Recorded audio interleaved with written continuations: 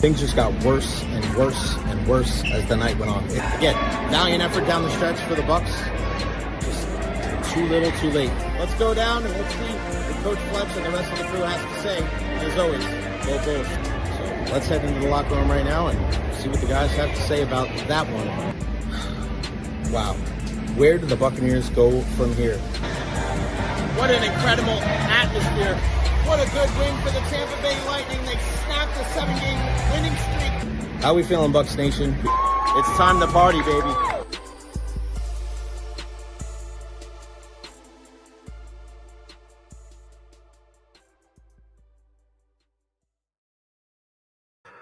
What is going on, everybody? Welcome to the Recher podcast. Happy October 28th, 2025. Hope everybody out there is doing well, whether you're here in the Tampa Bay area or abroad. And echoing the sentiments from our guy David Terry and Rolly as well, sending our love and our prayers to our friends to the south in Jamaica dealing with that devastating hurricane. And we know all about storms here in the Tampa Bay area. So if you've ever been to Jamaica before, like I have, Ocho Rios and Montego Bay, man, it's just your heart goes out to those people that are suffering through this storm right now. So again, our prayers go out to them, and hopefully they come out as unscathed as humanly possible. We know how those storms can be. Make sure you follow me on all social media platforms: Facebook, YouTube, Twitter, Twitch, TikTok, Instagram. I am everywhere. Like and subscribe on YouTube as well. You know how we roll on this program. Very interactive. Leave your questions, comments, concerns there at the bottom of the screen. If you want to join in via the video chat, you can join whether you're on the phone, whether you're on the laptop. Just click on the link right here in the chat, streamyard.com/NM79S87A3. There it is right there. So you can join in. Just click on that link right there in the chat, and you can join in on the conversation, whatever we talk about today on the program. It was a late night for me, and not so much of an early morning, but a late night because I stayed up to watch that entire Game 3 of that World Series. I had a feeling it was going to be epic, and it was. What an incredible finish. We will start off the show talking about that here momentarily. A big shout out to our partners here on the program, Honest Hammer Custom Builders, LLC, for all your residential and commercial needs. And of course, EverHealth. We have our EverHealth injury report on Thursday with our pal, Dr. Carlos Rodriguez, at 12:30, dealing with a lot of the injuries to our Tampa Bay Buccaneers and all across the sports landscape. Hello to Greg DeCruz and Dolan as well. Hello to everybody out there. Again, very interactive here on the program. Couldn't do this without you guys, our sponsors, and of course the super chats as well. Whatever you guys can do to donate to the program, $1, $2, $5, $10, $20, whatever you can do. Every little bit helps. What else do we have to talk about on the program today? USF fans are not going to like this. But after reading and watching a bunch of stuff yesterday, it's a conversation that needs to be had. And it is about the future of one Alex Golesh. And listen, I don't talk about things like that for no reason. I talk about them because it's something new. But yeah, this is something that I definitely have to bring up on the show today, because just putting all these pieces together, it's going to be a very interesting next couple of months for the leading man over there at USF. Also, TJ Rives is going to join us at 12:30, Tampa Bay Buccaneers sideline reporter. What was it like for him there in New Orleans to see the Buccaneers move to 6-2 on the season after that win over the Saints? And then Greg Linnelli joins us at 1 o'clock, Tampa Bay Lightning pre- and post-game show host.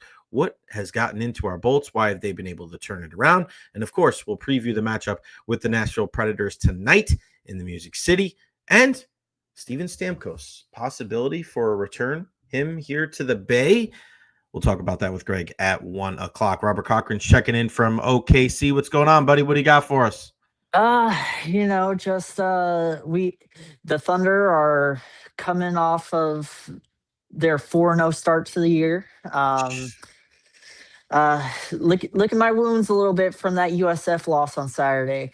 I was thinking about it. I blame myself because on Saturday I decided I was gonna sleep in and not wear my jersey all day like I normally do. So that's on me, boss. That's on me. It's on Robert Cochran's fault. All right, you heard it here, Bulls Nation. It is all because of our guy, Robert. He got to get back to our predictions. You know what? Take the week off, and then next week we'll talk more about USF. I appreciate you calling in, buddy. Enjoy the Thunder at least. Absolutely, brother. Be well, man. Good stuff as always. Robert Cochran checking in from there in OKC. Shout out to Eddie with the $2 super chat. Appreciate you, buddy. Cheers, J. Recher fam. Cats, Heat, and Bolts tonight. LFG. This is a crazy night in hockey. All 32 teams are playing. And yesterday was what? The summer, what was it, like one of those equinoxes or whatever, when all the games were being played? NBA, NFL, MLB, NHL, MLS. Everybody had a game yesterday. And World Series Game 3 was absolutely incredible. And I don't know what it is, man, but there's just certain times where I know I got to stay up. I got to stay up for this. It just that game had that feeling. Did anybody else stay up for that game last night? How much of that game did you watch? Feel free to comment there at the bottom of the screen. Did you watch none of it? Did you watch a couple innings? Did you watch it to a certain point and then go to sleep? Did you watch the whole thing? Let me know. Was I the only one here on the J Retro podcast today that stayed up all 18 innings to watch that game? Absolutely incredible performance by both teams. The guys that came out of the bullpen and did the job, like it just inning after inning. And it wasn't like one team scored and then another team scored. It was so many scoreless innings until Freddie Freeman walked it off in the 18th inning. And unbelievable performances. Defense was incredible. Clayton Kershaw coming in, getting the job done. I mean, how about Vladimir Guerrero Jr.'s base running? What a huge factor in the postseason. You want to talk about a guy that was much maligned for his weight and for what he couldn't do. This guy's been an incredible leader for the Toronto Blue Jays, and Toronto's going toe-to-toe with the LA Dodgers. I said it was going to be a sweep before the series, and listen, kudos to Toronto. Schneider's done a great job mixing and matching, getting Bo Bichette in the game. He came up with a big knock yesterday before they had to take him out. Springer hurt really does hurt them. He's their catalyst. He's that guy at the top of the lineup. He has, obviously, World Series and postseason experience. So it's going to be tough to see. You know, it was going to be a tough putt even with Springer in the lineup. It's going to be even more difficult with him being out. But I just love the ability for some of these guys to come out of the pen. Bassett's coming out of the pen. Klein coming out of the pen, throwing more pitches than he's ever. I mean, this is a guy that wasn't even on the roster until the World Series. That's one of the great things about baseball is the stories, the journeys of these guys to be able to get to this situation. Absolutely incredible. And you can't script it. Baseball is one of those games. It's tough to script because so many things happen to get to that one point. I mean, the fact that Shohei Ohtani got on base as many times as it did last night, I mean, to hit the home run to tie the game, it's like a movie. You're looking, he steps to the plate, you're like, no way he hits a solo home run to tie this game right here. And then he goes deep to the deepest part of the ballpark. Like the way that he stays inside the ball on these pitches that are thrown in the upper 90s, it's fascinating to watch. Such an incredible athlete. They walked him so many freaking times last night. Mookie Betts could not make them pay. I don't know how many times they're going to pitch to him for the rest of the World Series, but it ain't going to be a lot. There's going to be a lot of intentional walks. I mean, the only times they won't intentionally walk him is probably to start the game and when there's maybe 2 outs. But it's up to Mookie Betts to make him pay. Tommy Edman coming up clutch as always. This guy, the NLCS MVP last year, a great play throwing out Isaiah Kiner-Falefa at third base on that line drive that went off the glove of Freddie Freeman. Just play after play after play. What a joy to watch and to see a guy like Freddie Freeman come through and hit that home run. We know what Freddie's been through with his son. That's what baseball is all about, man. When you're watching games like that, when you stay up, you want to see drama. You want to see guys rise to the occasion. And that's what you saw last night. I don't look at that game and say, oh, Toronto lost that game. I look at that game and say, Dodgers won that game. And how about Yamamoto, the guy that threw the complete game in game 2 Sunday night, warming up to pitch possibly in game 3. He would have pitched the 19th inning if they would have got there. That is the type of game that if you stayed up and watch it, you're always going to remember. You're always going to remember that game, and you're going to tell yourself, bro, it was worth the wait. David Terry had to get up at 4, so only made it to the 5th inning. Yeah, I know, I'm with you. Our guy right here don't like either team enough to stay that long. I thought the Dodgers in Dolan saying I thought Dodgers in 6, but now I think in 5. Bart, what up, Jaybird? I stayed up late as I could, but fell asleep with all my lights on and a box of Cheez-Its next to me. There you go. That's Benny for you. Eddie, what's going on, buddy? How are you? What's going on, J fam? Listen, I got a quick question. Shoot. I'm about to make a ticket, and my last pick is your boats, so I need help. Any player props, anything you guys got in mind that I can put on this ticket for your boats team, man? Like anything y'all got? I always like to put Victor Hedman with a point because I always think that like star defensemen are always involved, and especially because they're on the power play. So look for at least 1 point for Victor Hedman or the over in shots for guys on the power play. So over in shots for a guy like Braden Point or a guy like Oliver Bjorkstrand. Okay. You got it? All right. You're the Yes, man, sir, Eddie. man. Appreciate you Yes, tuning sir. in, Have a brother. good one, Jay. You too, pal. You guys have any other prop bets for our guy Eddie? Feel free to put him in the chat. He's going to be paying attention. So if you have any other prop bets for the Lightning tonight, feel free to put them there on the screen there. Raph in the house. So Ohtani needs the Barry Bonds treatment. Do not pitch to him. Yeah, dude, I'm not disagreeing with you at all. And good on Schneider to kind of realize that too. He was just like, all right, dude, enough's enough. And sometimes guys' egos get too big and their pride is just too much. No, we're not going to do it. It's the World Series. One of the things that you learn when you're coaching in this game, do not let the best player on the other team beat you. And it's awfully tough to say that about the Dodgers when you have as many MVPs as they do. But Shohei is clearly the top guy, clearly the best player in the game. And it's one thing when he's not playing and hitting as well like we saw in the first 2, right? In the first couple of games in Toronto, it wasn't really the Shohei that we were used to. But, man, you want to talk about a guy that responds, and you look at that Game 3 performance to get on base that many times, go 4 for 4, and then to get walked freaking 5 times after that, intentionally 4 times. And now he's going to start Game 4 I mean, he's just a special athlete. We should really take every opportunity to be able to consume any game that Shohei Ohtani is a part of because you just don't know what's going to happen. I love the performance from both teams. And again, Toronto, you got to win this game tonight. You don't want to fall behind 3-1. Try to even this score up tonight. You got Shane Bieber on the mound against Shohei Ohtani. LA is going to be rocking. But it's a long game. And something that, and I know not a lot of people stayed up to watch the post-game show. I didn't. I sure as hell didn't. I went to bed at 2:52 whenever it ended. But one thing that I watched was, and you're right, Eddie, go Tani. That's true. One thing that Derek Jeter was saying in the post-game show, and I saw it this morning, was when you have a long game like that, and then you play the very next day, guys feel it. Guys are tired, man. That is a long time to be playing.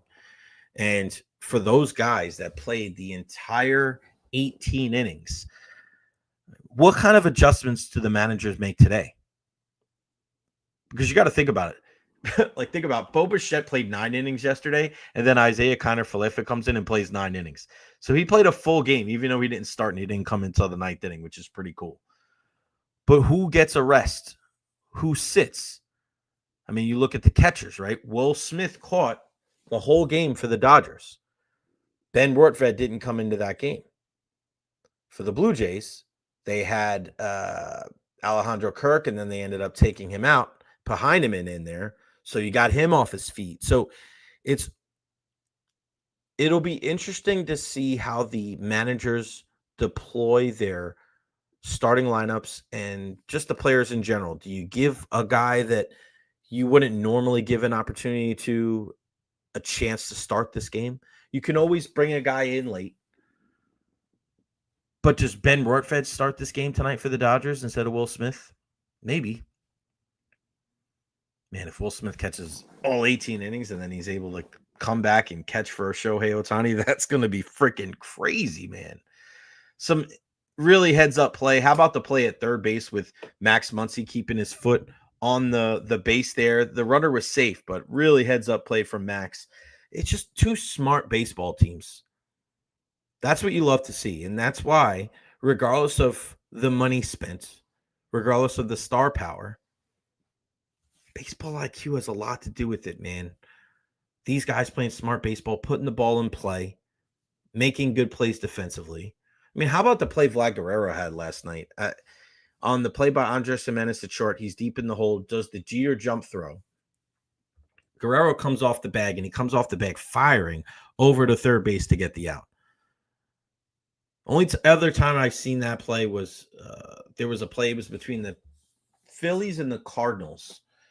And there was a play, and Albert Pujols came off of first base so early. He might have, I don't know if he would have got the guy at first or not, but he came off the base early, comes to go get the throw, and threw Chase Utley out at third base. And it was such a high baseball IQ play. Vladimir Guerrero Jr. has really proven himself to be among some of the best players in Major League Baseball. Now, we've always known that he was a good hitter, but we really didn't understand to what heights his game was at. And it's hard because when you don't make long postseason runs, and this is when you really put your stamp on what you are as a player. This is when you create your identity. The postseason, when less and less teams play, when the spotlights are the brightest, that is when you prove, are you amongst the best of the best? And right now, Vladdy Guerrero Jr. is proving that. And much to the surprise, I'm sure, of many, it's not just with his bat. It's with his glove, and it's with his base running. I like that, man. I like that. I just, you have these guys that I think sometimes in sports we pigeonhole certain players and say, this guy can't do this, and this guy can't do that. And then you look at a guy, and he's obviously, he's a stocky dude, but he comes out and he shows that he's willing to do whatever it takes to win. I mean, he's putting his team on his back. And now, with obviously Bo Bichette coming back from injury, he's not 100%. George Springer, I doubt that he's going to be in the lineup tonight. I mean, Vladdy's doing everything he possibly can to try to push and pull this team across the finish line and try to win a World Series. I wouldn't be surprised if he comes out and has another big performance tonight. But it's hard to do it by yourself. And watching Dave Roberts' post-game last night after the game, he was saying, it takes everybody. It takes everybody in this room to be able to win this game. And he's right. When it comes down to this part of the year, this part of the season, in any sport, it takes everybody. And you guys remember who won the Super Bowl MVP the first time the Buccaneers won the Super Bowl. It wasn't Derek Brooks. It wasn't Rondé Barber. It wasn't Warren Sapp, and it wasn't John Lynch. It wasn't Hardy Nickerson, right? It was Dexter Jackson, right? You remember when the Lightning won that Stanley Cup in 2021. Who scored that goal in Game 5 to beat the Canadiens? It wasn't Kucherov. It wasn't Stamkos. It wasn't Point. It wasn't Hedman. It was Ross Colton. Ross Colton scored that goal in Game 5. It takes everybody to win. And even with the Dodgers and their exorbitant payroll and all the guys, it's Tommy Edman, right? He's the guy that comes up big. It's a freaking Klein, Will Klein. Unbelievable performance from that kid. And then, you have Kershaw come in at the end of his rope here, at the end of his career, doing what he did last night. All hands on deck. It's turned out to be a really exciting World Series. I think some people thought, and myself included, I thought it was going to be a wash. I thought it was just going to be a sweep, but I've been proven wrong, and I give a lot of credit to Toronto because a lot of times a team plays away in the regular season, and it's awfully hard for them to be able to carry it over to the playoffs.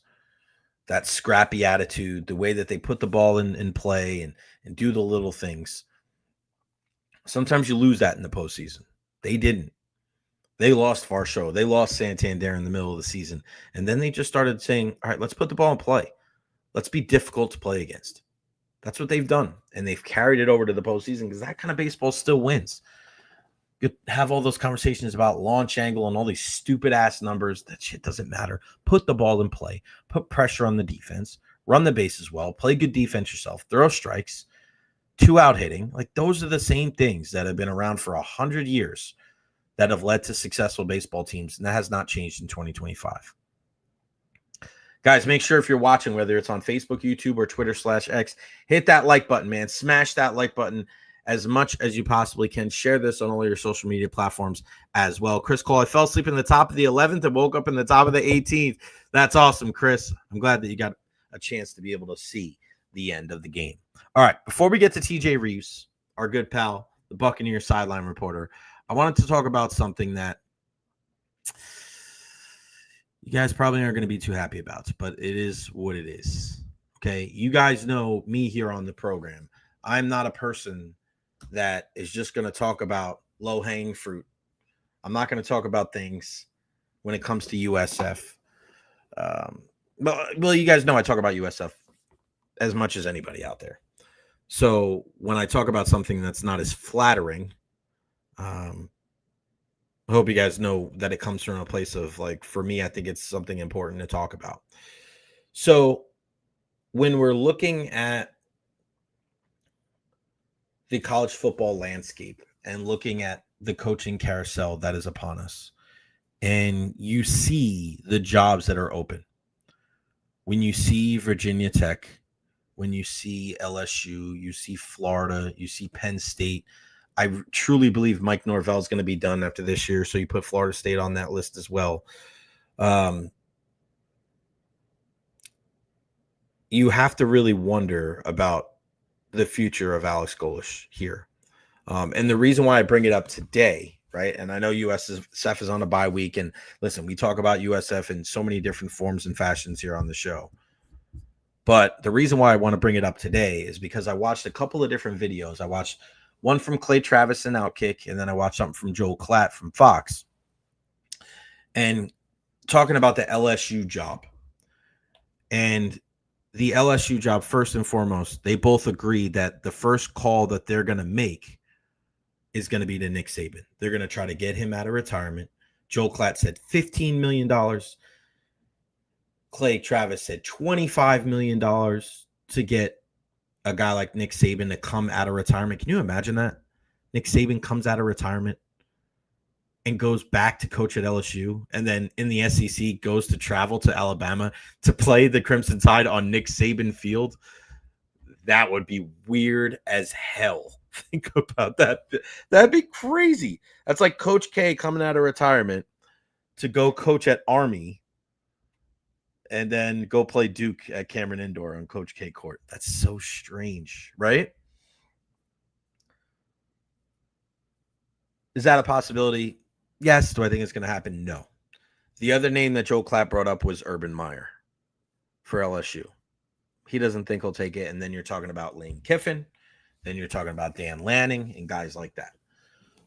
So I'm thinking about the coaching carousel, and I'm just listening to what these guys are saying. And a lot of times when these kind of things happen in sports, right, it's never really those big names that you initially think of, right? Remember Deion was coming here, right? It's never that. It's always the second option. It's always the third option. Hell, we saw with the Buccaneers offensive coordinator, it was like the 7th or 8th option, right? Nobody knew who Liam Cohen really was here in the Bay Area before that happened, nor Josh Grizzard, right? It's always the 2nd, 3rd, 5th, or 8th choice. But Joe Klatt said something that really stood out to me. And he said, there's never been a time where there's been as many big-time openings in college football. Talking about the Blue Bloods. Huge programs.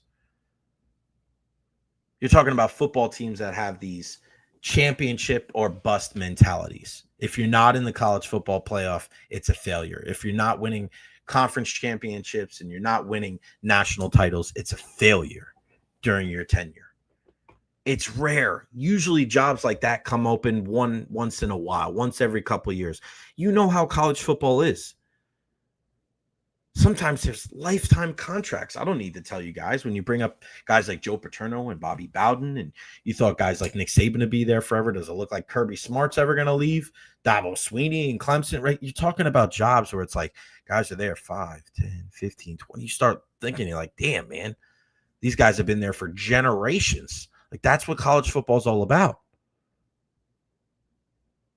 But as well as saying that there has never been as many big-time job openings, he went on to say that the candidates for these jobs, that list has never been as thin. That list of these people that could fill those vacancies, it's really not littered with a bunch of guys with a successful track record. And I just saw something earlier with our guy, Jeff Attinella, USF Hall of Famer himself. And one of the questions that Jeff posed was, if it's not Lane Kiffin in Gainesville, if the Lane train doesn't go coach the Gators, what kind of coach, what name is going to get you out of your seat if you're a Florida fan? I hate to say it, but Alex Golesh is on that list.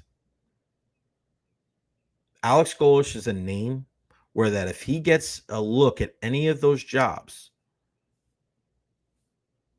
I don't know if many people are going to bat an eye, especially the ones in the SEC, especially the ones in the South. Because when you look at LSU, when you look at Florida, when you look at him and his time in Tennessee, working with Hendon Hooker in that offense, the ability for him to be successful with Byron Brown here at USF. And I know to some they're going to be like, oh, well, look what just happened with Memphis. Like that kind of stuff happens. If you're trying to bring in a guy like Alex Golesh and you're judging him on his entire resume, what just happened in Memphis is not nearly as much of a factor as what he's been able to do with his program at South Florida. Rescuing them from the depths of obscurity, one of the worst teams in college football,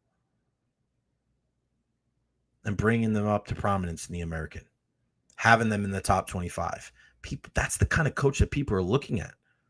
That's the kind of guy that people go, all right, what would he do with the money at Florida and LSU and Virginia Tech and Penn State, and if the job opens up at Florida State? And if you're Alex Golesh, do you really fault him if he takes one of those jobs? I couldn't. It would suck. But we look at two examples that we've just experienced at USF. Jose Fernandez was here for 25 years. Established this USF women's basketball program to be one of the best in the country, the most consistent in the country. Gets an opportunity to coach in Dallas with the WNBA. You can't fault him. Good for him. This is a new challenge for Jose and Tanya and their family.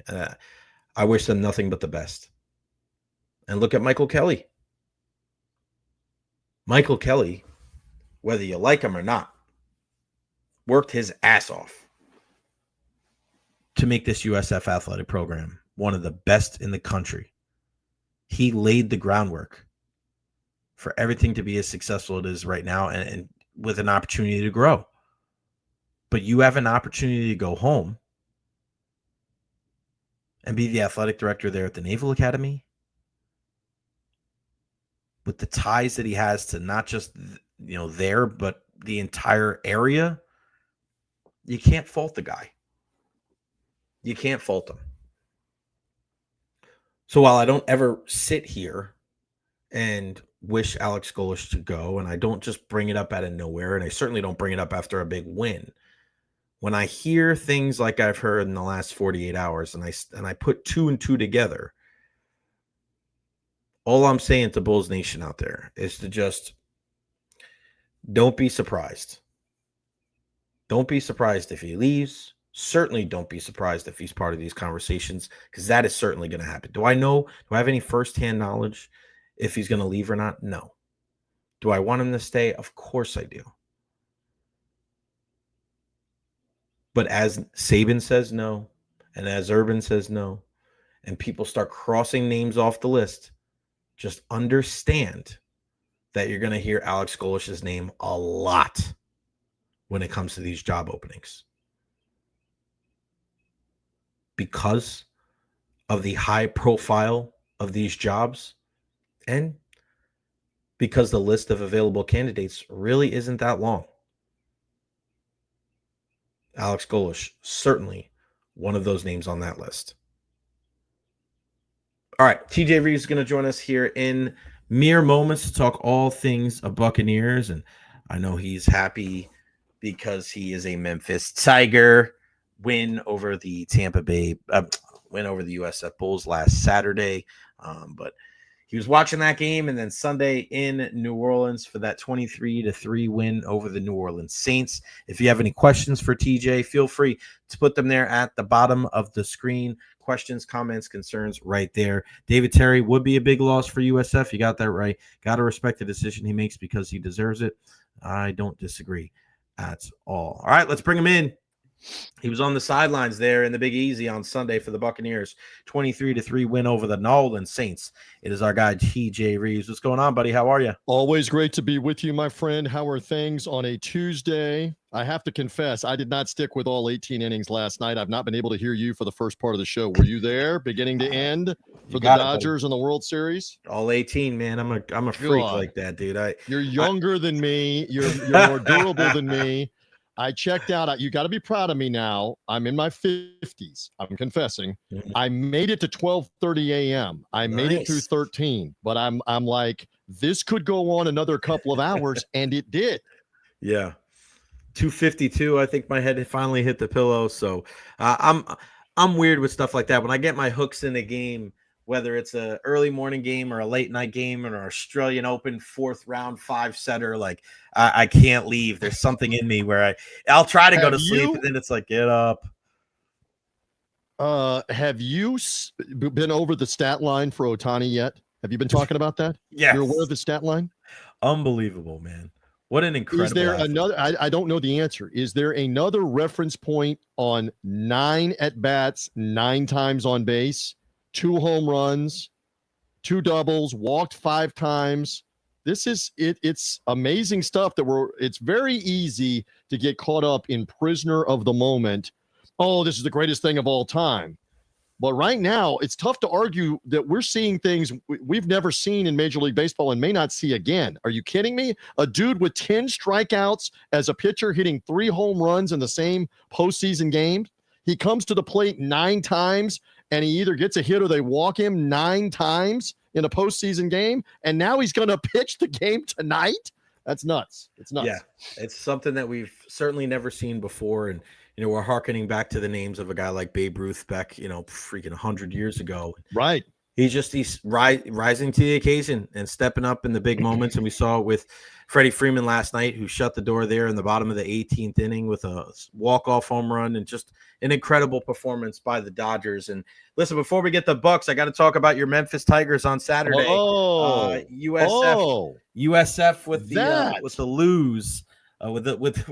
with the loss on Saturday. I was just talking about before you hopped on.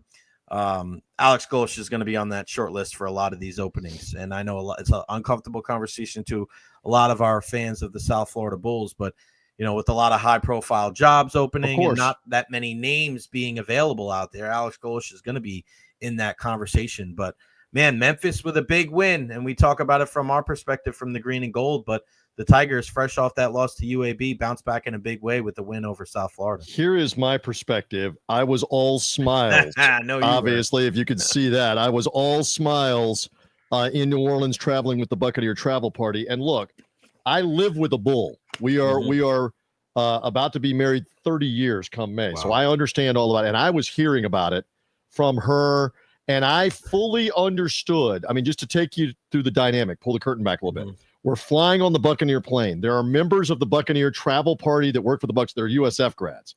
You don't think they were ready to hammer me if the Bulls had hung on to that lead? As I'm sitting there watching all of this unfold.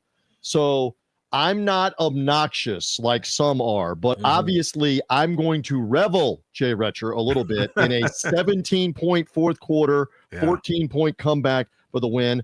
I feel horrible because I've known the Grammaticas for 25 years. They're friends of ours. I love the family. I love Nico.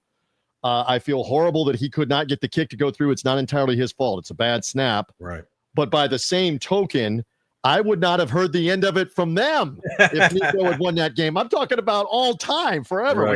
We got you against Memphis. So yes, and by the way, there may be a sequel, which I know you've touched on. There could be an American Conference Championship game down the road here, depending on the round robin quartet with Tulane and Navy, and however this all plays out coming up. So it was a wild game on Saturday, and you're right. Golish is going to be mentioned for a lot of jobs. I don't know that it's the Florida job. Where do you come down on the chance that it's the Florida job for Alex Golish? I think Florida, if they don't go to Lane Kiffin, they're going to need a name that people are going to be excited about. And I think Alex Golish is on that short list. I think they would want a guy that's like a Lane that has the SEC. I don't know if they would want a James Franklin because it would almost be like, one person's trash is another person's treasure type of thing. Would they try to pull somebody out of retirement? I think Alex Golish I think that's one of the few names that Gator fans would be like, hey, he just came into the swamp and beat us this year. We're going to run an exciting offense. We're going to be the third fastest offense in the game. I think Gators fans would be a lot happier with Alex Golish if they can't get Lane Kiffin than a lot of other names out there. And pedigree with having been the Tennessee offensive coordinator, knows the SEC, knows the state of Florida. I will put a job out there, and I'm not the only one asserting this, Arkansas. His wife has ties to Arkansas. She's from there. She has family apparently still there, and that is the job in that state where there are no other professional teams. You got Tyson Chicken money for the NIL and for the players. You got John Calipari to take the cover with all the controversy and the media and whatever. Keep an eye on Arkansas and Alex Golish. I'm just giving you food for thought on a Tuesday. I don't know, but and I think Florida State. I think that job opens up too. I don't think Norvell survives the season. My friend, I have been doing this for 35 years. I've been doing it on the national level for over 20 years. I'm saying prisoner of the moment again. This is going to be the craziest coaching carousel that anybody has ever seen. Are you kidding me? With Penn State and Florida and now LSU and UCLA and Arkansas and Oklahoma State already, and I'm probably leaving a couple of other ones out. Virginia Tech. And now add to it maybe Florida State, add to it Belichick, who I do not think is long for that job and is probably gone at North Carolina. If Kentucky fires Stoops, if Beamer leaves to take the Virginia Tech job, South Carolina fan wouldn't probably be heartbroken. Now South Carolina's open. Right. And I'm leaving a couple of other ones out too. I think Colorado State is open. How this is going to get absolutely bananas in December on coaches jumping from job to these different prominent jobs. I was just on a show, and I don't disagree with this, earlier this morning. Dabo Swinney. Watch that name if they're fed up at Clemson. Watch him end up at LSU. Watch out if that happens. Right. I know he's an Alabama guy, born in Alabama, played at Alabama. There's always been talk he'd be back there as the Alabama coach. But watch out for Dabo's name. Does a name like Dan Lanning come out of Oregon, and is he in the Florida mix? Maybe. Yeah, I don't know that Dan Lanning wants to leave. What do you think of that name? I love that name. I think I think right now he's the best coach in college football. I really do. I think he's the man. I think, and that's not taking anything away from Kurt Cignetti and Indiana going into Oregon and winning that game. How about Ryan Day at Ohio State, for an example? Another good guy, but I mean, it's, Day, I look at a guy, he gets all the spread, man. He's got the fillets, he's got everything, and it's not like Dan doesn't have an embarrassment of riches over there in the Pacific Northwest. Their money and their facilities are ridiculous beyond like even NFL facilities and things that they have going on, and that makes me wonder if he wants to leave. You've got it good. You've got your pocket of the country up there where you rule. And by the way, they recruit the daylights not only out of the Pacific Northwest, but out of California almost automatically. In LA, they get players. Hawaii. Transfer portal.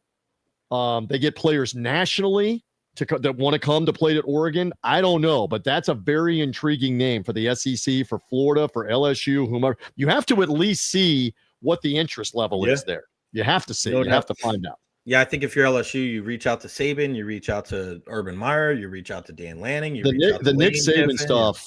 I don't know where you come down, but the Nick Saban stuff, he's done. I mean, he's making $8 or $9 million, I believe, on ESPN to not lose, to not have to recruit, to not have to deal with NIL. Yeah, I mean, you got to move on at some point in his mid-70s. You're going to move on. You did the LSU thing. You did the Alabama thing. You tried the NFL thing. And now you're getting paid as the broadcaster. It's like our man Dickie V, who's going strong in the mid-'80s.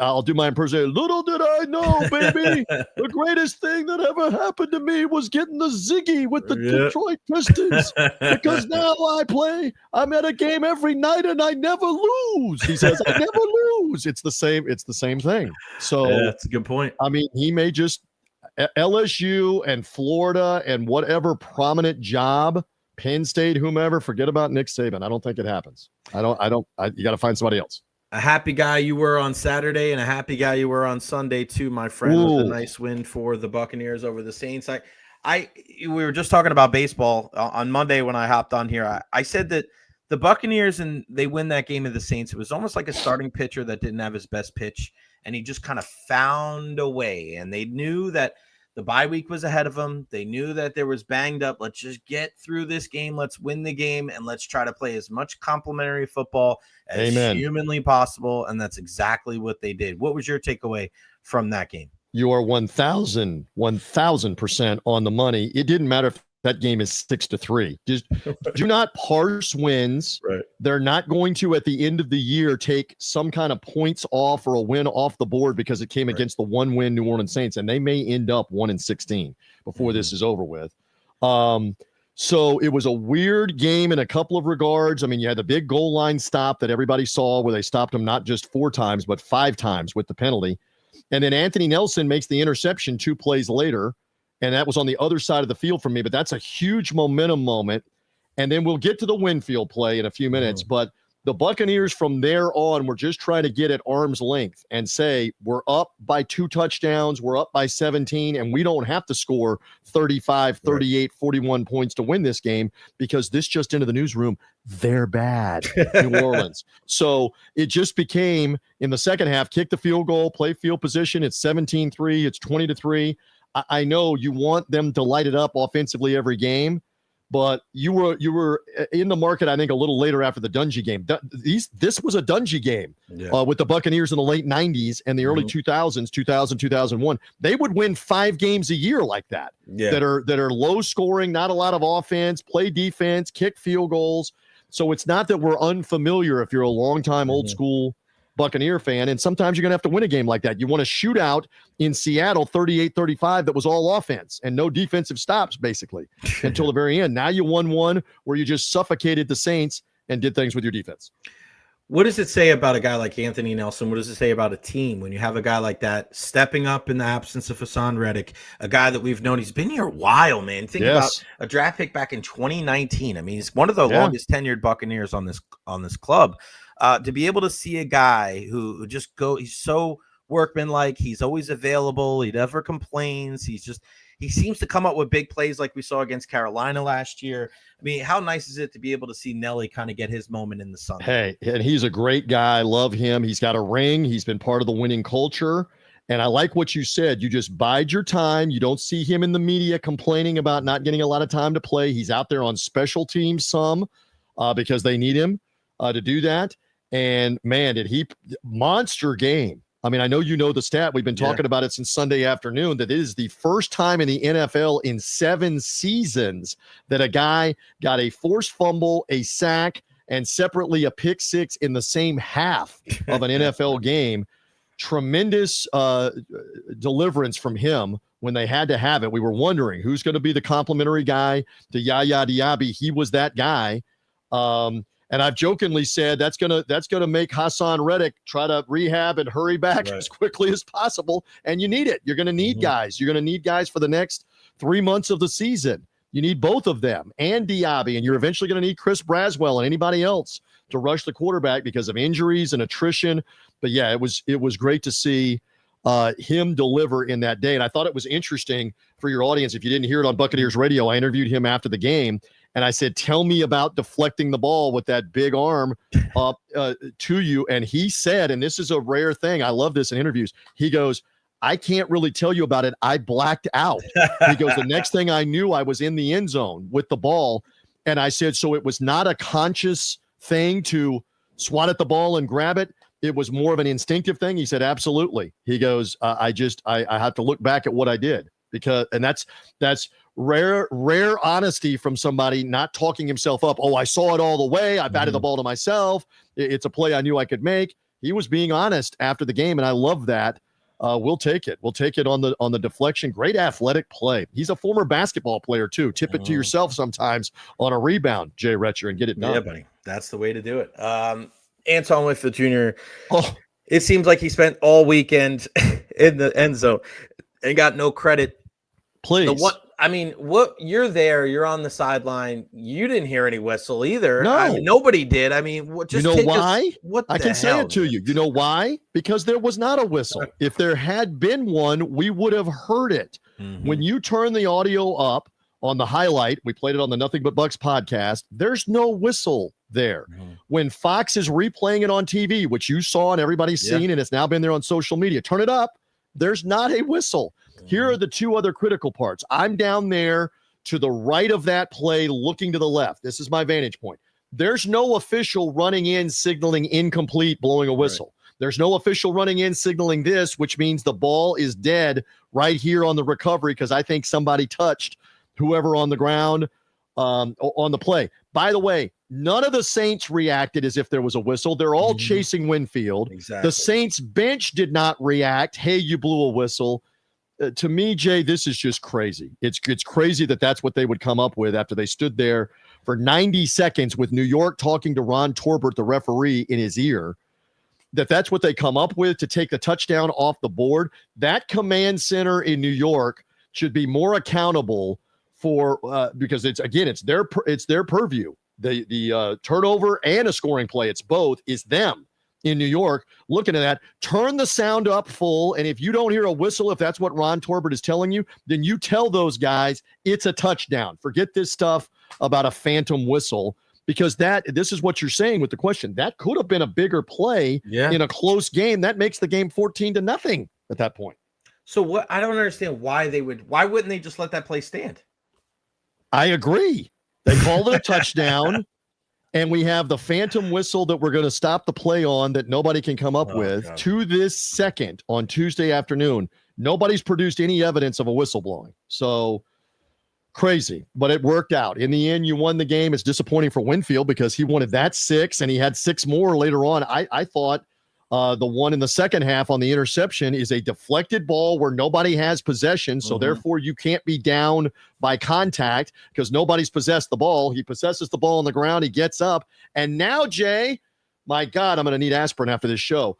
They come in blowing the whistle, which they're not supposed to do. You're supposed to let the play out, and now they're definitely coming in, signaling incomplete, signaling he's down, and they're blowing the whistle, and now you can't review that. Now the play is dead at that point, but that's 7 more, which is what your original question was that Winfield could have had. It's insane, man. It's insane. Just the refereeing, the officiating in this sport seems to be getting worse every single year. But listen, Bucks 6-2 through 8 games. How important is this bye week, TJ, when you're talking about the walking wounded? Man, that list of guys that have been missing for this team has just been incredible. Yeah. And to know that this team is 6-2 through 8 is kind of astounding that they've been able to play this well. Against the schedule they played at Atlanta, at Houston right off the bat, and then to go all the way out in Seattle and win one and then come back home and beat San Francisco. I know they didn't have Brock Purdy. And win that game, it's whom you've beaten, even with these injuries, and how promising, let's use that word here on the program, is it to get Bucky Irving back? Yeah. Is it to maybe get Chris Godwin back, depending on his situation, to get Luke Gedeke back, which they will at right tackle? How much more dangerous? Give Baker Mayfield 10 days here to heal up the oblique and the knee. Jay, at field level, he was not his usual self. He was not bad, but he's not his usual self on being able to elude the rush, throw on the run. I saw him wince on one throw, throwing the ball down the field on one of the rollouts. Get him healthier. This is going to be important, obviously, for November, late November, December, when the games matter the most. Take care of him. Get him a little bit better. And you're right. I mean, you get healthier with some of those guys back. This offense will be so much different with the threat of Bucky Irving. With Irving's explosiveness, everybody else is going to have to pay attention to that now, including in the pass game, and it's going to open other things up. And by the way, you won 3 games without him as that threat. There's another bonus. How about that? A lot of people, especially this time of year, they're imploring their general manager to go out there and try to make a move. We know that that's not really Jason Light's calling card. He did go out and get Steve McClendon during the Super Bowl run when Vita Vea went out, but I think this year, when you look at it, do you get a linebacker? A lot of people have been bringing up Jordan Brooks from the Dolphins as a possible guy to add there in the middle of the defense. Do you go get some pass rush help? Do you go get help on the defensive line? Do you go get a wide receiver? What do you think Jason Light is going to do? Do you think he stands pat because we know how much he values those draft picks? Or do you think this is one of those years where he does make I don't know if it'll be ever a big move where he trades a first or second round pick, but maybe a mid round or a late round pick? I think betting on him to make a significant trade, you just laid it out. He rarely, if ever, has even traded at the trade deadline, but that doesn't mean you're not listening. And certainly the Titans are sellers at this point, you would think. The Jets absolutely are, who are not in your conference, much less your division. So are the Dolphins, although you play them later in the year. You got to look around. Raiders with John Spytek. Is Jason Light on the phone with John Spytek on who's available here? Linebacker would probably be on the wish list for extra depth. Then again, Todd Bowles has a lot of say-so here on, I like who we have. We're developing Savasi Dennis. You have Deion Jones, who's a veteran. You've got the ageless wonder, Levante David. You may need somebody for depth as much as anything at linebacker. I mean, again, the fantasy football mentality of, go trade for Max Crosby. Okay, first of all, the Raiders are going to want at least 2 number 1 picks. Are we doing that? No. Max Crosby cost $35 million prorated this year. He costs like $30 million more next year. How are you going to compensate some of the guys you want to compensate, like Bucky Irving, Yaya Diaby, et cetera, when you're tying that much more money up with a Max Crosby? You just got to be smart about some of this, about what can or can't realistically happen with the salary cap. So stay tuned. You got a little time here for about another week or so to see if they shore things up with a possible trade for a draft pick. I would not, if you're asking me, I would not be opposed to looking at somebody if you're giving up like a 5th round pick. Right. I wouldn't give up a 2nd round pick. Listen to me playing GM on the Jay Recher podcast. But if you're giving up like a 5th round pick for somebody that can come help you, right now you're in Super Bowl mentality mode that you can make the Super Bowl with his team. So if you can enhance it, and he will, they're working this. You don't think that Jason and his staff have not been working this the last couple of weeks to see what's out there? Of course they're working it. They're listening, and then we'll see if they pull the trigger on something here in the next 10 days or so. TJ, before I let you go, we always got to talk about the sweet science. A little boxing. Yeah, you know how we roll. This Jake Paul Gervonta Davis thing is just so funny to me. And then every time I look at it, it's like it's a cruiserweight fight. I'm just like, Tank is fighting a cruiser. He's fighting a guy that's legitimately 60 or 70 pounds heavier than him. Bro, I'll use the word on your show. It's a farce. This thing is a farce. I don't know what this is going to be down in Miami, but you clearly have a guy that is literally about 5'5", 5'6", and 140 pounds. He's been fighting at 135 or 140. Hell of a boxer too. Like, yes, he's a tremendous smaller weight fighter, an explosive puncher. But you're fighting, as you mentioned, a guy that's every bit of 6'1"ish. I've been around him, 6'1"ish, 6'2", and every bit 190, 200 pounds. He fought Tyson at 220. Right. What are we doing here with this? I mean, are they going to dance around and throw jabs and have the crowd catcall and cackle at them before somebody tries to throw a punch or land a punch? I don't know. here. It's more of a farce than it is legit. That's my take. This is, to me, early days of UFC. No weight class. It's that type of thing where like you're looking at it as kind of like a freak show type of thing, and you're looking at the ultimate David versus Goliath story, right? You're looking at it as, will a real freaking boxer that's still pretty much in his, you would say that Gervonta's still in his He's prime, in his prime. Right? Yes. So I mean, like, this is like, I wouldn't be surprised if he won. Like, he's gonna have to outbox the hell out of him, right? But he's gonna be losing the power. What does winning really mean? Does winning mean that you were able to knock him out? Are we legitimately going to have a knockout by Jake Paul or by Gervonta Davis? And here's where you start blurring the line between legitimacy and the WWE or choreographed Hollywood stuff. Yeah. I mean, how legitimate is what we're watching? And if the public senses that this is a farce, these guys aren't going to try to knock each other out, what are we really doing? The only thing they really win with is financially. They're making a lot of money, but I'm not sure what else this is. Yeah. Jake when it comes to the sanctity of boxing and the history of boxing, I just think it's a completely different lane. It's a completely different. Well, but let me give you a reference point. You love this, and I know you got to roll here in a second. Muhammad Ali famously did things like this in the 70s. Right. I know we're going way back. You're a little younger, and I was young, but this was going on.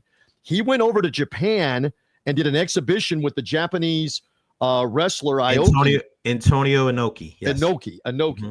And then remember, very famously, you can YouTube this up. Inoki laid on the mat and was trying to kick Ali as a tactic, and it was farcical. I'll use the word again. It was but Ali did that. Is the point? Right.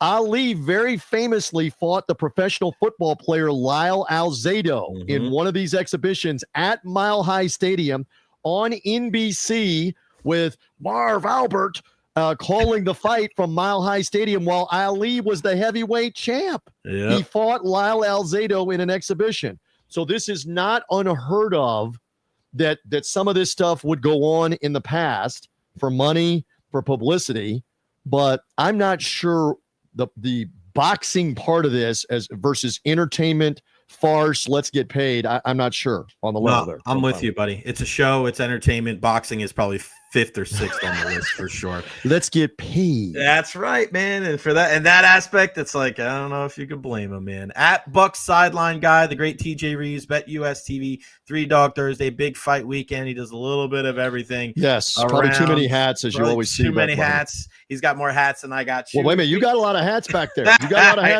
I know. You're gaining on me. Gaining on me with that. That's the way it goes, man. TJ, I appreciate it, buddy. Enjoy the rest of the week. We'll talk soon. Hey, whenever you need me, put the bat signal up. Always great to be with you. Keep knocking them dead. I love watching your content and your stuff. Keep it up. Thank you, my friend. Talk soon, buddy. See you later. The man, TJ Rives, sideline reporter for our Tampa Bay Buccaneers. He's the best. What a great guy, man. Unbelievable. So supportive. Such a nice man. Great dad, great husband. Really enjoy having him on the program. Guys, real quick, let's tell you about my friends, our partners here on the program, Honest Hammer Custom Builders, LLC, 813-244-0956 for all your residential and commercial needs. Go to thehonesthammer.com, thehonesthammer@gmail.com. Shoot him an email. Tell him that you heard it right here on the J Recher podcast. Get you a discount because you mentioned the show. Kitchen, bathroom renovations. I was just talking to somebody the other night about dealing with contractors, and they said, man, the next time we're going to get some work done, we're going to go with Honest Hammer because we didn't really have a great experience with our last guy. We had to call somebody else to come in, and it's scary, man. You're spending a good chunk of money on your house. This is your home. This is where you're living with your family. And you're trying to make these adjustments to your house so that it can stay that way for 5, 10, 20, 30 years. You want it to stay that way so when you sell your house, it's still nice. You want to work with somebody you trust. He's a USF grad. He's a big-time Tampa Bay sports fan just like you. I trust Russ. He's such a great guy. Honest Hammer Custom Builders, LLC. Again, for all your residential and commercial needs, 813-244-0956. Tell them that you heard it right here on the J Recher podcast. Also, our friends over at Evra Health, evrahealth.org. From the cradle to the grave, they can help you out, whether it's for you, for your kids, dentistry. They got a pharmacy on site there, 17 different locations in Pinellas County. I actually have an appointment on Friday with Dr. Rodriguez. He joins us obviously every Thursday at 12:30 for our EverHealth injury report. But I have an appointment on Friday morning with Dr. Rodriguez. So we could take a look at my knee, you could take a look at my ankle, you could take a look at my elbow, we could take a look at my shoulder, because I got to get back out and play softball. I got to be able to throw BP to my baseball players because I'm banged up.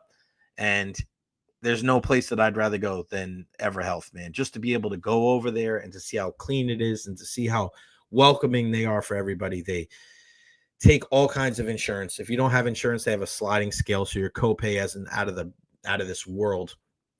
And it's just, this is the type of healthcare that you want to associate yourself with. They're helping everybody, and it's clean. Everybody's super friendly. Like, this is really the new age of healthcare, where you're not getting beat over your head with these crazy ass bills. Go check them out. Everhealth.org. They have the EverHealth Institute. If you're looking for a career in the medical field, they have a bunch of really good things there as well, where you can, the one that I went to at a High Point right off of Almerton Road there. I mean, the EverHealth Institute, you go in there, I'm looking at the classrooms. It's amazing. And then you can just go right across the parking lot and you can go work at one of the health facilities there. It's truly incredible. Everhealth.org, EVARA, health.org. Again, tell them that you heard it right here on the Jay Recher podcast. Make sure you follow me, guys, on every social media platform at Jay Recher, Facebook, YouTube, Twitter, Twitch, TikTok, Instagram. Our good pal is going to join us here. Sorry, my back is, and I got like the what do you call that? Like sciatic. My sciatic nerve is killing me right now. Kings or a full? Are we a playoff team? Yes, we are. Are we a Super Bowl team right now? Nope. We need another piece on the defense, either the pass rush or middle linebacker, because Dennis is a liability. To me, he's good going forward. Backward, in pass coverage, yes, that's where he has his issues. And I'm not depending on Nelson and Diaby to somehow be the elite pass rush. Sorry. It's just the way it goes. Developing Servastier Dennis, he's one of the worst middle linebackers in the league. He's a literal liability being on the field. TJ comes off delusional sometimes. I disagree with that. He's developing. He is developing, but he's just not the type of linebacker that the Buccaneers said he was going to be. He's a guy that does struggle in coverage, but he's a guy that blitzing, guy that can go up and make some tackles. I mean, he's better than I think a lot of people thought. I think what rubs people the wrong way, and I brought this up early on this season, I thought that middle linebacker was something that they needed to make an adjustment on. I thought they needed to bring in some more people. I didn't think Anthony Walker was enough. I didn't trust that Servastier Dennis was that guy that's going to be able to help you in coverage. And now we're starting to see that he's not. All right, let's switch gears and let's talk some Lightning hockey. It's really good to see that they've gotten back to their winning ways, because it was getting ugly there. And we're going to talk Lightning with the birthday boy, Greg. Let's go. Let's go. There he is. What are you wearing there? You got a big ring on? What's up? Yeah, I have to show it off every once in a while. It's the only time I can wear it in my house. Oh, my gosh. Greg Linnelli, happy 59th birthday yesterday. You don't look a day over 58. It was 60 yesterday when you texted me. So did I go down? Did I go down? I wanted to be a little nicer today. A little nicer in your old age. What'd you do for your birthday? Not much. Spend time with the fam. Don't get a chance to do it a ton. Ran the girls around. They have cheer and school. And then Enzo, we went for a few walks, because he likes to get outside. So it was good, man. It was good. You guys do the walk in the morning. We were talking about that. We do a walk in the morning. My parents do it every day, man. The walk is huge. Yeah, it clears your thoughts. Mm-hmm. Wife and I, because we're so busy during the day with the kids. I mean, we have 3. You don't get a chance to kind of check with what's going on because of our schedules. But it's nice to, that morning kind of take in that sunshine. It's not too hot either, which is beautiful, and you just reconnect a little bit. Time of year, isn't it? Right. This is like, for being from where you're from, 100%. Where I'm from, like, oh my gosh, man. And the holiday. I mean, the holidays, like, yeah. I've already got my Christmas playlist going. I know some people, but I've got my Christmas mug. I mean, we're ready to rock and roll here. Oh, are you guys a big Thanksgiving family? Big Turkey Day, big Halloween? I do. Yeah, Halloween with the girls. We'll do that, and we dress up in the theme, so we'll do Toy Story. Okay. Oh, nice. So that's fun. That's fun. Good. But I gotta tell you, man, the decorations in our place, our community, those huge skeletons. We've got clowns who have like the knives and the gory face. I mean, it is like a little scary for them. So we're like, you know what, let's just kind of go around the block and then we'll turn the light off and we'll say, take your candy. We kind of leave it out for people. Okay, yeah. We definitely do that. And then, you know, we got to get the kids in bed and, you know, go from there. Stuff. Yeah. Speaking of scary, it was a scary start to the season for the Tampa Bay Lightning. But, man, you look at Saturday and Sunday, you go, hey, the Ducks playing pretty good hockey to start the season. And we know Vegas ever since they came into the league. But especially, you know, after they got Mark Stone and then getting Mitch Marner in the offseason, it was like, all right, well, this thing can go from bad to worse if you don't step up in a big way. And listen, to come away with 4 points, Greg, in those 2 games, that was huge. Yeah. What have you seen so far early this season, and also what adjustments have you seen over the last couple of games? Well, you know, early on, and we're still early. I mean, they'll play game 10 tonight. You know, not generating a ton of shots on goal, and it felt like their rush coverage wasn't great. So, you know, put the goaltenders in a tough spot, and then you factor in that the Stars kind of got off to a slow start, and I think, I don't want to say it was the perfect storm, but maybe it was as to why the Lightning struggled. Thank goodness they're in the Eastern Conference right now. The Atlantic, I think, is up for grabs, even as we sit here now. I mean, look at Boston, Toronto, and Tampa Bay, you know, at the bottom, in Florida while dealing with some injuries. You know, they're up and down a little bit here too. So I think initially that's probably where I was looking at it. I felt like, and you probably were the same way, the Stars were going to figure it out. I mean, at some point, Kucherov was going to have a game, and Hagel wasn't going to go all these games with not scoring. But I think you wanted to see them shore up defense. I think their best defense is their offense. I've always maintained that, even though they have improved drastically, I think, coverage-wise. And I do think bringing up Dominic James has helped, you know, at least initially with, you know, he's able to push play a little bit, which is given, whether he's on the 4th line or whether he's up on a 2nd line, I think it's given his line mates an opportunity to push play and control play. So, you know, that's kind of how I saw it, Jay. And then, you know, I think the goaltending has been, I think, solid. I know some people are going to quibble with a couple of Vasi goals that he's given up, but I think for the most part he's been good, and I think Johansson's been really good. So, you know, kind of giving his team a chance to collect points. Yeah, and one thing I do like about this team, Greg, too, is that I think in the years past it was like, all right, well, they'll figure it out. Don't expect the cavalry to be coming because of how butted up they were close to the salary cap. But now, because they have some moves to maneuver, I wanted to see this team because I don't think they did enough in the offseason to close the gap with Florida. And this is obviously before the Barkov injury and knowing that Tkachuk was going to be out, but he was going to come back eventually. But I wanted to see them do a little bit more as far as like changing the identity of this team, being tougher to play against, having young guys push maybe the bottom 6 guys, and having guys maybe have a crack at being a top 6 forward. Because if it's the same old, you know, wash, rinse, and repeat, like I just don't know how they've closed the gap to Florida. And you bring up a guy in James, and I think that's a great example. You know, I thought Stahoviak played really well in the preseason.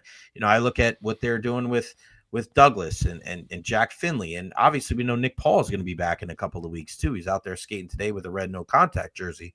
So does that play into a good thing for the Tampa Bay Lightning as we move this year, where it's like, it's a little more merit based of, if you don't play well, man, we're not just going to sit here and let you not play well. We got to try to get some guys in here that can put the puck in the back of the net and play solid 200-foot game. Yeah, I think that's fair. I mean, I think this is the first time in the last handful of years they've had some options, legitimate options, down in Syracuse, which I think has helped.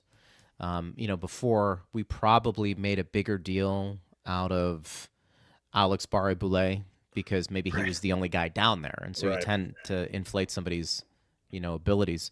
They have 5 or 6 options. We saw James come up, Crozier.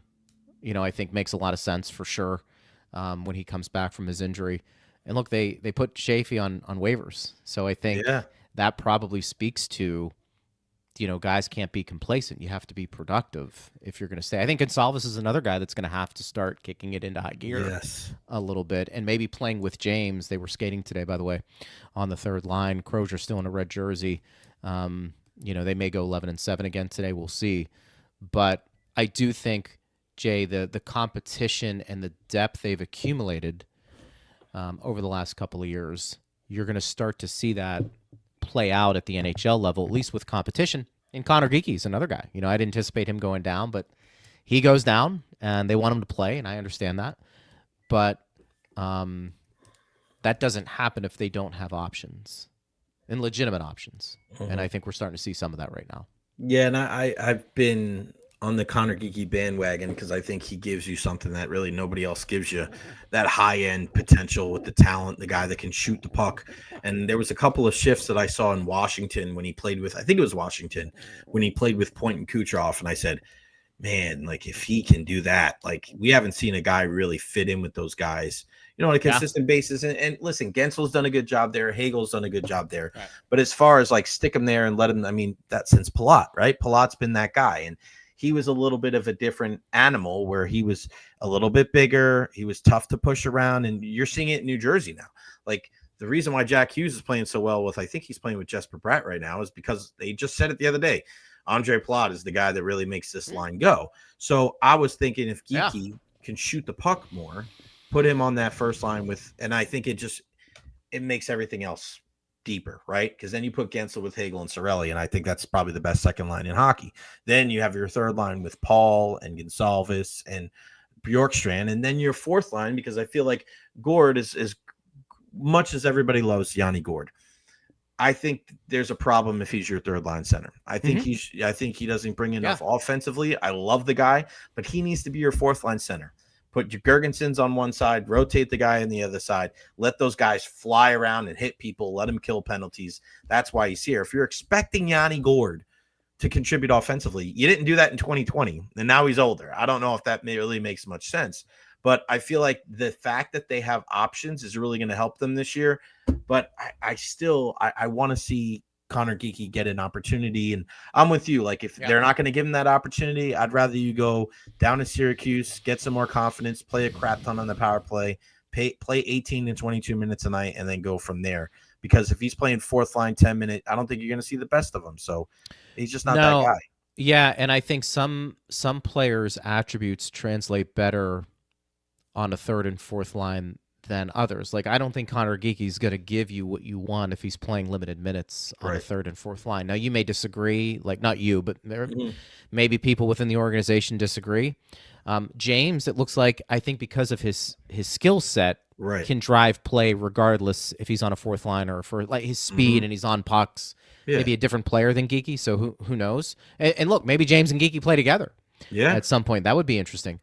But I do think when Geeky does come back up, where they decide to put him will be very interesting and telling, maybe. Because look, what are they going to do with Douglas? He's a guy that clearly they brought in because he addressed a need, and that need was to protect his teammates, in my opinion. Yes, when things were getting crazy. But can you afford to keep a player like that on an NHL roster when you have other options if he's playing 4 to 5 minutes a night? That would be my question. Yeah. And maybe it's not every night.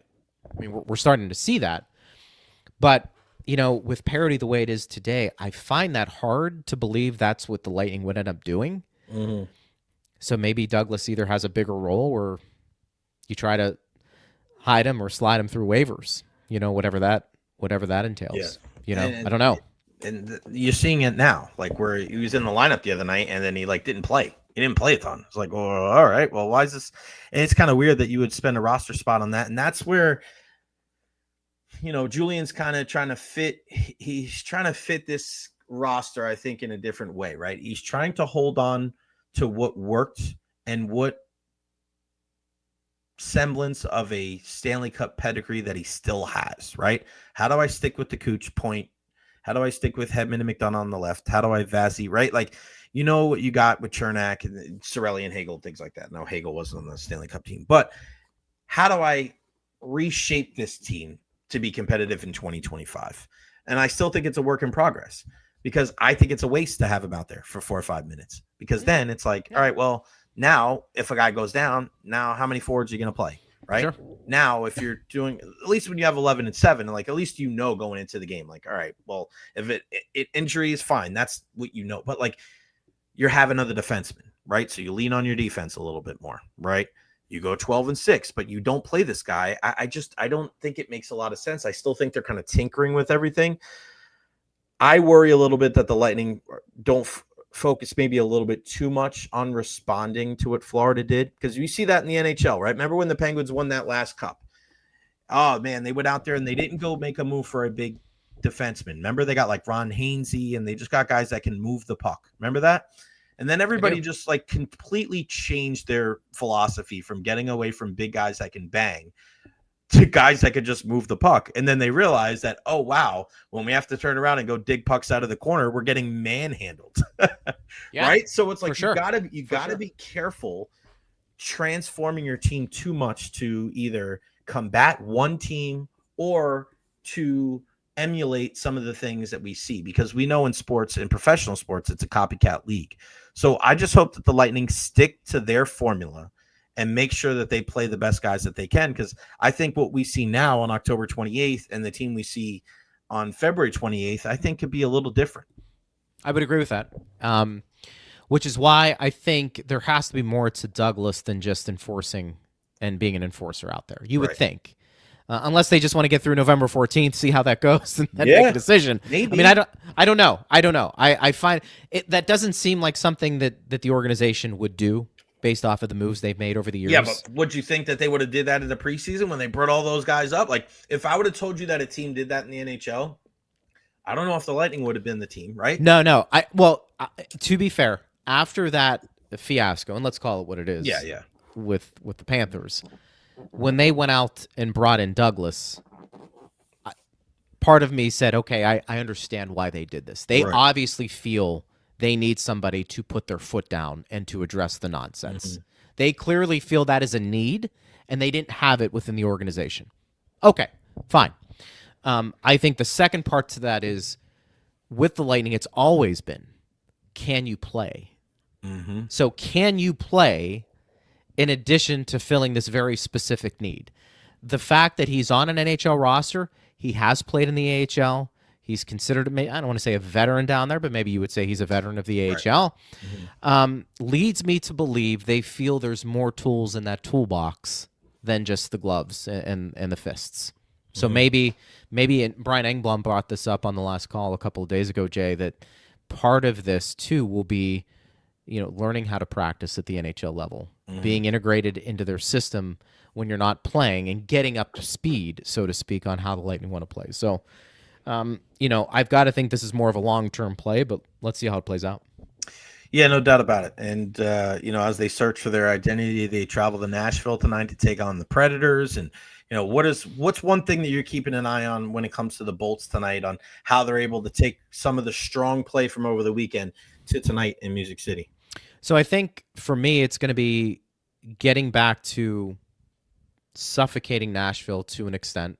They've had some stars struggle, Stamkos specifically, and you don't want to get those guys going tonight. So can they play a sound defensive game? And Yossi's out of the lineup for them. Are they able to continue that confidence, that momentum they created the last two, and specifically does Kucherov continue his good play? Because I thought his last game was a pretty good one. The Anaheim game also as well. Can he build off of that? And so Nashville's a team who, the record's okay. It's not great. I think this is a winnable game. And I think in a game like this, don't have Nashville's offensive players all of a sudden come out of the gates and have themselves a pretty good game. I think if the Lightning can get up early on a team like Nashville, I feel pretty good they'll be able to come away with at least points and probably two. Elliot Friedman's come out in the last couple of days and talked about how there could be a conversation coming up between Steven Stamkos and the Nashville Predators on what the future could look like for him there, because it's been it's not been good. Disaster might be too strong of a word, but it's not just him, right? Marchessault and Brady Shea, and to go with Ryan O'Reilly and Forsberg and Yossi and UC Saros, like, this is a good roster on paper. And last year they got off to such a bad start and they could just never recover, and they were just in quicksand all season long. And you look at it again this year, and is it really that much different? You hear some of the things that they're saying after games, and the way that they need to play, and then you look at it and they're 4-4-2 through 10 games, but by no means are they where they thought that they would be when they put some of these high profile names together? So as far as your takeaway on the whole Stamkos thing, do you think they find a way to buy him out? Is there any route for him to come back to the Tampa Bay Lightning? Because I mean, obviously that's the storybook, right? That's what everybody would want to see. But I look at the way that this roster is constructed, and I look at how the ending happened. I just don't know if Julian Breezeball would be in such a rush to bring Steven Stamkos back as far as how the roster is constructed. Now, with that being said, the leadership void, right? That's something we don't know about, right? Even for people that cover the team as closely as we do, like you can't quantify, what his lack of presence there in the locker room has done, whether it's at the end of last year or the beginning of this year in this slide, that could mean more to them than what meets the naked eye. So what's your take on the whole Stamkos situation there? Do you think even if it's not this year, could there ever be type of a reunion between him and the Bolts? Because I feel like it's one of those things where it's the constant battle between your heart and your head, where if you really love the guy and you want him back, that's one thing, but does it make sense? That's a completely different question. That last one might be the trickiest, because keep in mind, I think the Lightning wanted to keep Stamkos. It was just at their price. Right. Got a nice contract in Nashville. Yeah. To Tampa Bay's credit, they didn't chase it. Mm-hmm. That's how organizations can get in a tough spot, when they overpay for somebody who maybe they see some outliers that their stats are declining. So I think that still probably holds true. I think he also would help in two areas they're struggling in: face-offs, yep, and power play. No doubt. I just can't see Stammer playing in a top six at this Right. point. I mean, maybe somebody you could put up there, but I don't know if you're going to ask him to play that, because now you get into the defensive metrics. Yeah, he's a third With line the player. stuff. He'd be a third line player on this team. Yeah. So I think that's kind of... I see him playing with Nick Paul and a Gonsalves on the third line. Yeah. And quite frankly, where are you going to put Dominic James at this point? Yeah. Like, I want to see James more right now, because I think he's the type of player you want to see more of. Mm-hmm. And, I think their third line right now is Bjorkstrand, Gonsalves, and James. Oh, geez, when yeah. Paul comes back, you can figure out what you want to do there. But the way James has played, I don't know if he's coming out of the lineup. So I think that's why that last point you brought up might be the hardest to answer, is does it fit within the roster? Because you do have some guys, like a Nick Paul's not going to sit when he comes back. He's going to play, and he should. James, I think you need to find out about him. Now, there's some other guys there that you could look at and say, yeah, I think the fourth line's finding that identity. I don't mind that fourth line right now. Yeah. Actually, the way you put it with Gord and Holmberg and Ferguson, right, and yeah, I mean, that's a good fourth line. They know what they have to do. Mm-hmm. So again, where does he fit? Do I think he addresses some needs? Yeah, but who you bumping? And where is he playing if he's not a face-off specialist and a power play specialist? Right. That's, I think, what you have to figure out, because I don't think we're talking in a top six role right now. Nor should we. No, but I look at it too. Like, let's say you do bring him in, then you probably make a move.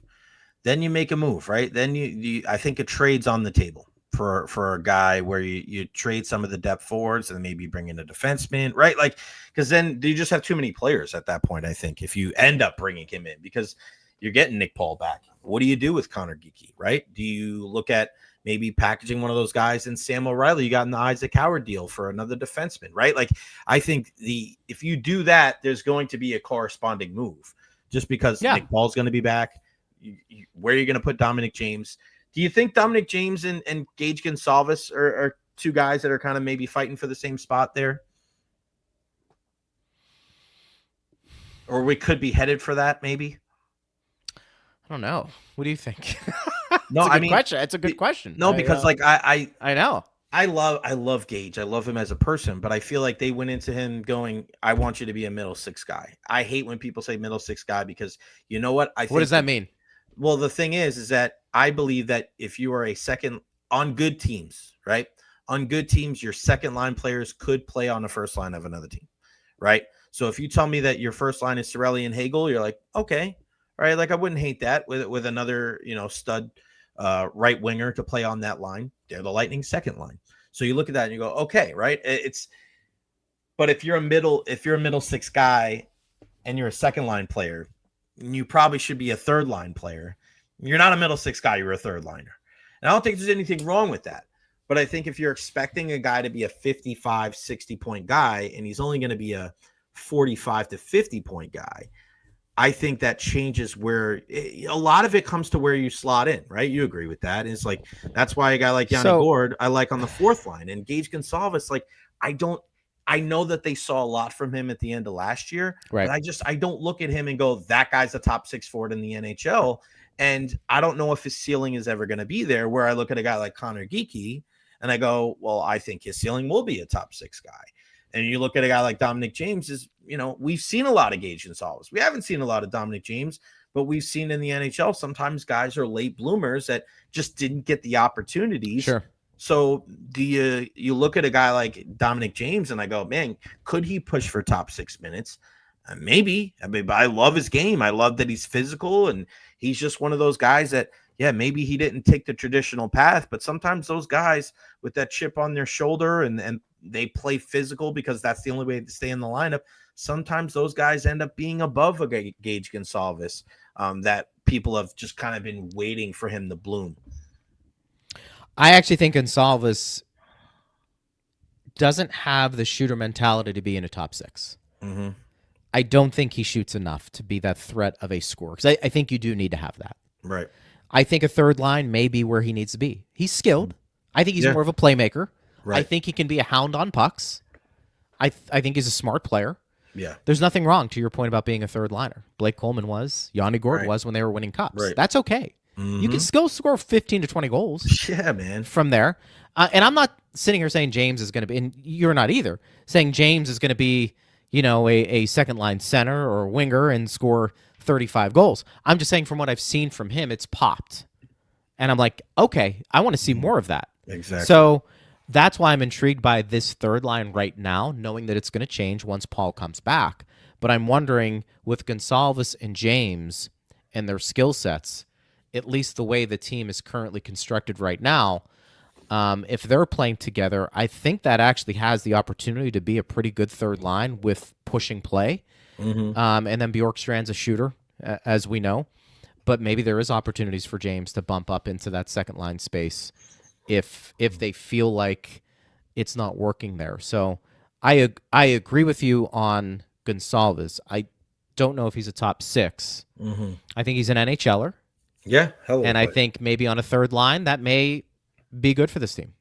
Yeah, but then when you get to the point where you have too many third line players, right? That's the problem. And maybe you bump him down to the fourth line, and maybe your fourth line becomes better. I mean, look, we haven't even talked about Jack Finley. Yeah, guy can't get in the lineup. That's all we heard about in preseason. I was surprised by that, man. He got a lot of playing time in the preseason. Really good in the draws. Yeah. You have him as the size, and I feel like what the Lightning are doing too, Greg, is like this is almost like an exploratory first quarter of the season. Yeah. You know what you got with Jack Finley. You know what you got in Connor Geekie. Kind of know what you got with Max Crozier. And I know Max is banged up, but let's see what we have with Douglas. Let's see what we have in James. Let's see what we have in some of these other guys, because then when we have to turn the page and go, all right, Jack Finley's going to get an extended run as the third or fourth line center, we know what he's going to bring to the table. We know when we bring Connor Geekie up and have him, let's say, in a top 6 role, we know what we're going to get for him. I feel like now they're still trying to figure out what some of these unknown quantities are all about. I would agree with that. And by the way, there's nothing wrong with that. I think a team with options, finally, it may take you some games to figure out, really what does that lineup look like? I mean, look, I even think on the back end, with, you've got this logjam a little bit when Crozier comes back. Stu all of a sudden is in the mix. What do you do with Radish, Lilleberg? I mean, I said today, Jay, on the show, Power Lunch from noon to 1, I said, look, don't discount Julian making a move. Yeah. If you feel like you have a player who's not in your rotation, but maybe add some value for another team, maybe you go out there and address something else that we're not talking about. Yeah, so I think he's got options. That's the positive, and I think it's going to take them a little time to figure out how this is going to play out. Greg, what do you guys got planned for the weekend? Anything good? Probably things with the girls, with cheer. Of course, Cheer Halloween. dad. Everybody's cheer dad. You gotta do that, and really wherever life takes us on the weekend. That's the way it goes, buddy. At Greg Linnelli, check him out. What time's the broadcast start tonight on Bolts Radio? It's on at 7:15 because it's a 7:45 start. I guess every team in the NHL is playing and is scheduled right every 15 minutes or something like that. So it's pretty crazy. So we'll be on there. You can listen to it. The Frozen Frenzy. Check him out on 102.5 The Bone Lightning Radio as well. The one and only, the birthday boy, 65 years young. Greg Linnelli. Greg, I appreciate you, brother. We'll catch up soon. Thanks, man. Appreciate you. All right. Good stuff, Greg Linnelli, as always, pre and post game show host for our Tampa Bay Lightning. Always great stuff. We could talk for hours, me and that guy. Always a blast there. And you never know, man. Steven Stamkos back in a Lightning uniform. Why it would work, why it wouldn't work. Interesting topic of conversation, of course, with that Elliot Friedman piece coming out about Stamkos. And, could he be moving on from the Predators? It really hasn't worked so well. We'll see. But we tackle it right here on the Recher podcast. Eric Erlinson joins us at 1 o'clock tomorrow on the program, lightninginsider.com. So we'll get into that as well. All right, guys, that's going to wrap it up for me today. 90 strong minutes talking baseball, football, hockey, a little bit of everything on the program. A big thank you to my guy, Eddie Harada, right here for the $2 super chat. Appreciate you, Eddie. Follow me on all social media platforms, Facebook, YouTube, Twitter, Twitch, TikTok, Instagram. Like and subscribe on YouTube as well. Man, could not do this without you guys, without my partners right here. Honest Timer Custom Builders, LLC, and EverHealth. Those guys are the best. Everybody have a wonderful Tuesday night watching baseball. I'm going to go take a nap because I was up till freaking 3 o'clock. All right. And then get ready for the Lightning game tonight. I love you guys. I appreciate y'all. We'll see you tomorrow at noon right here